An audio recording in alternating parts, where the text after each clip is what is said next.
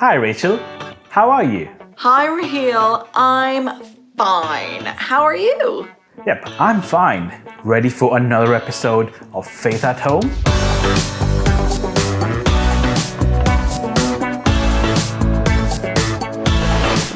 Welcome to another episode of Faith at Home.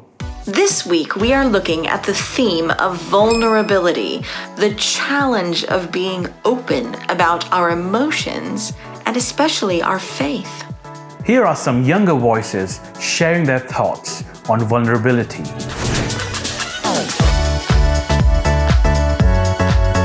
Vulnerability is talking about how I feel.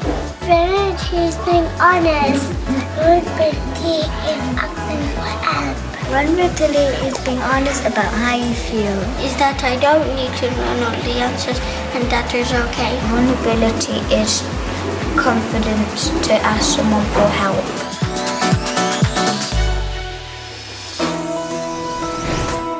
In our ongoing mission to help you have more meaningful conversations at home, We've gathered some questions to help you and your family to try sharing your deeper thoughts about God and faith and us.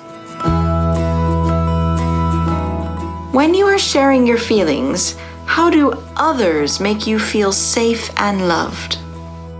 How does vulnerability help people connect with each other?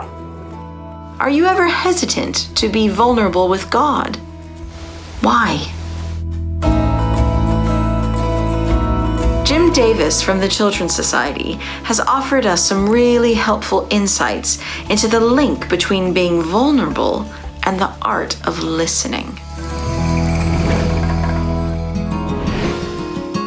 In the last 3 months, as I've been listening to young people talk about how they're coping and what's been working for them, it's been really important to take account of the fact that sometimes young people find it difficult to say, I'm struggling, I'm finding it hard. But equally, what I've heard from young people in the last few months is that they've talked about how some things are really good and how some things have been really helpful and how some pressures have been lifted from them, and they feel even less vulnerable than they might have done in normal circumstances. Which is a reminder really that we can't assume very much. We can't assume that we always know, we can't assume that everything's perfect, and we can't assume that things are terrible. It puts the responsibility back to us as parents and as adults just to keep asking and to keep our attention and to be aware of what's going on with the children and young people that are around us. Being sensitive to those moments, those murmurs, those quiet points. And when we do ask, how are you doing? Is not doing it as a greeting, but doing it with the real intent to listen and to hear what's being said to us. And when we hear that, and when we get the message that sometimes things are feeling a little bit shaky, then that gives us a chance to talk about our vulnerabilities as well. Because one of the things I've learned is that when we express our vulnerability to young people, they're willing to share theirs.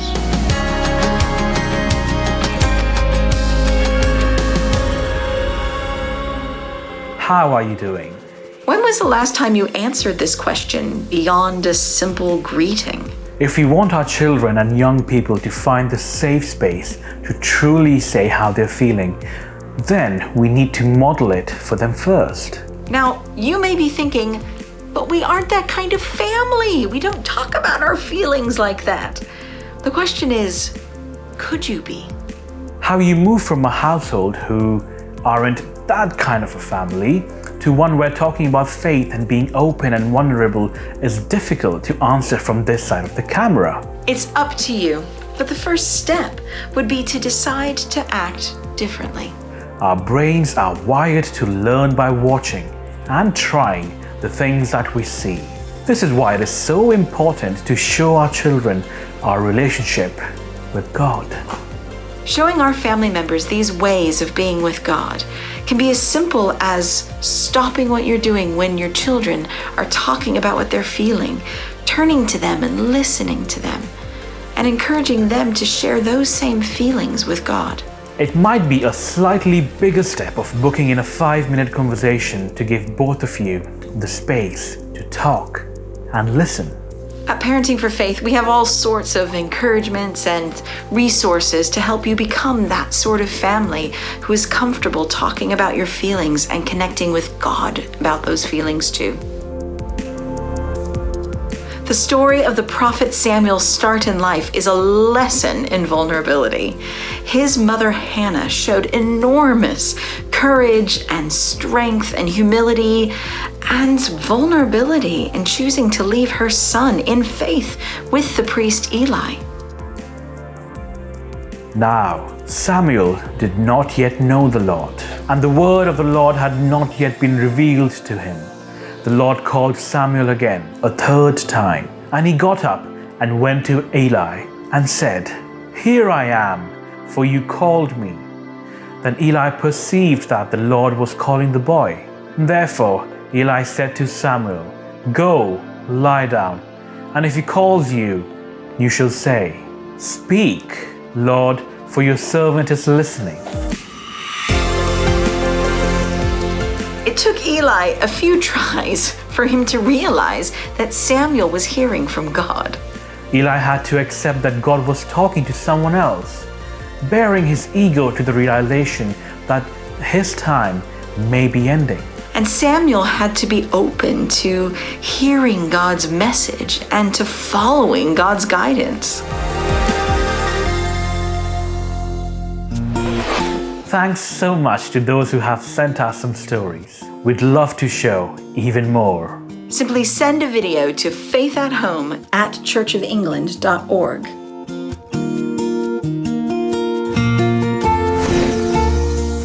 One thing that we've tried is to prioritise 8:30 till 9 is our family church time. We wrote it on our homeschool board routine and we've loved that. One way we've been talking about faith at home is at the dinner table, where we've discussed how their day's gone, how that's made them feel, and trying to incorporate that into something they could do as an action, such as prayer. And we found that to be really helpful. One thing that we've tried that we have totally failed at is trying to go a whole day without the TV or tablets for the kids. There's been mornings when we've just not been in the right place, where people have been moody or grumpy because they've not slept well because of the anxiety of the time that we're in and the stress of everything. One way we've been talking about faith at home is by reading the Bible and discussing Psalms together as a family. To help us discuss Bible stories, we set up the iPad on the art table. My daughter was watching little cartoons of stories from the Old Testament, and then while we responded with art, it was really easy to talk about it. For everyone who's ever written a resource for families, who's ever done anything, and maybe it's not been well taken up, maybe it's been a kind of labour of love, but thank you. It is now coming to help us so much right now. Choosing to be vulnerable as a way of showing our children how to be more free with their feelings and thoughts is not just about the hard and sad times. Every season of our lives offers us moments to share who we are and what we are feeling.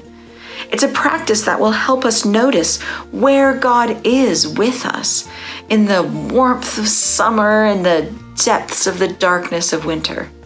The important point is that we need to show our children and young people that bottling up emotions is not good for us, and it won't be good for them either. We pray that you will find moments to ask your young people and children how they really are.